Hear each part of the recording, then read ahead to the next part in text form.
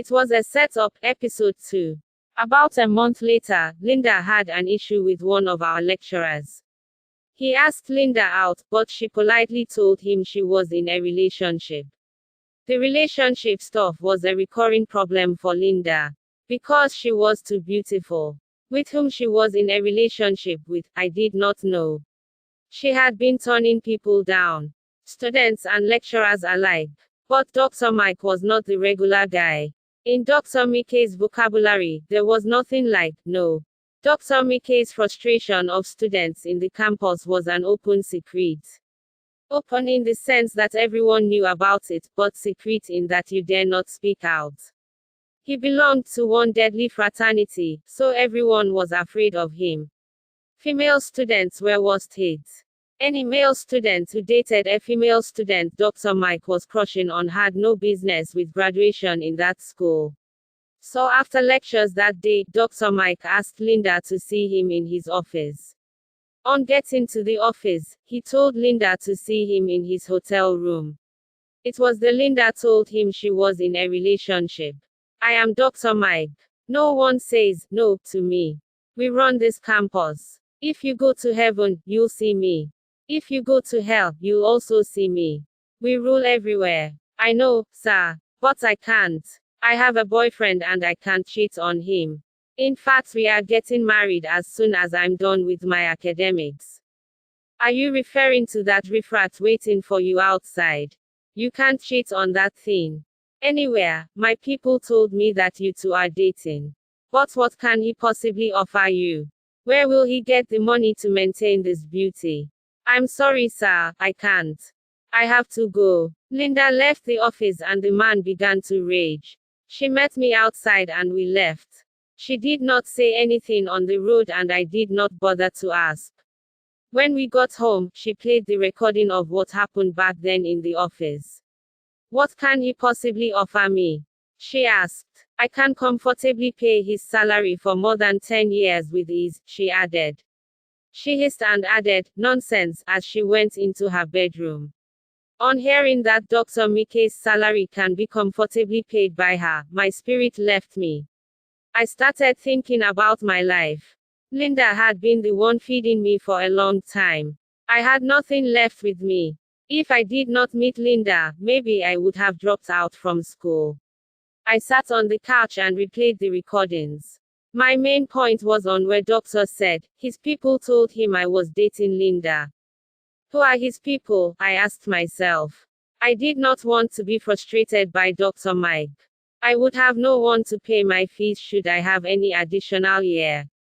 I prayed for God's intervention. I spent that evening at Linda's house. At around 8 p.m., after having my dinner, I went to my place. When I got home, I met a notice on my door, you can't eat your cake and have it. I became afraid. I drew the attention of other tenants. They all said they had no idea who pasted the notice on my door. I removed the notice and tore it. I called Linda and she assured me everything would be okay. Linda was not easily moved by threats. And I did not know much about her family. I could not sleep well that night.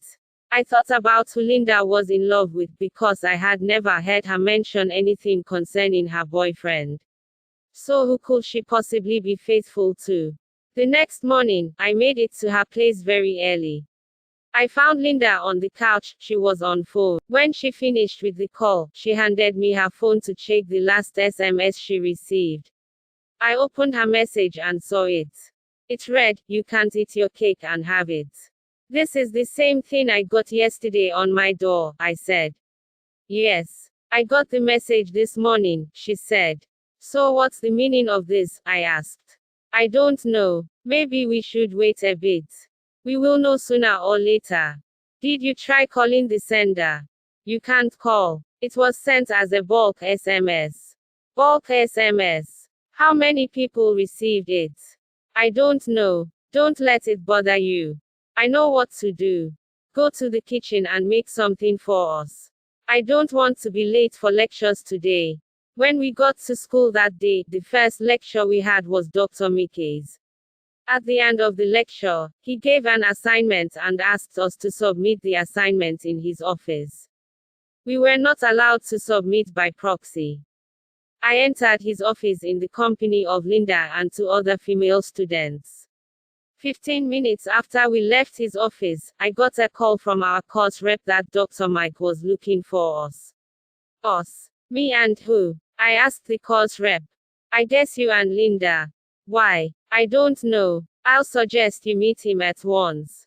He dropped the call as I turned to Linda. I told her who was on call and what he said. We agreed to meet Dr. Mike at once. When we got to his office, we met the other two female students. Good morning, doctor, the course rep said you sent for us, I said. Yes. Did you pick my phone from this table? No, sir. I did not even notice any phone on your table. Maybe you should check your car. But I saw a phone on this table when we came in, said one of the female students. Students. They haven't left this office since then. In fact, they were arranging your scripts when I noticed that my phone was missing, and ever since then no one had come in. I used her phone to call my line and I was told it's switched off. That was when I called the course rep to inform you. So since no one has entered or left this office, I wonder where my phone would be. We have no idea where your phone is, I said. Maybe you do. Just hand over the phone and I assure you no one will hear about this. Sir, check again. Check your drawer. We have checked everywhere in this office. Can't you see how scattered this place is? You can check by yourself. I dropped my school bag and swung into action. I checked everywhere in the office, yet there was no phone. I checked the bags of those girls, I saw nothing. All this while, Linda did not say anything. And I was sure she did not take the phone. Besides, she did not fancy Android phones.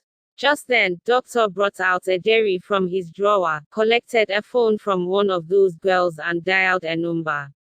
Good morning, CSO. This is Dr. Mike. Please come to my office immediately. I have a case here. Thank you.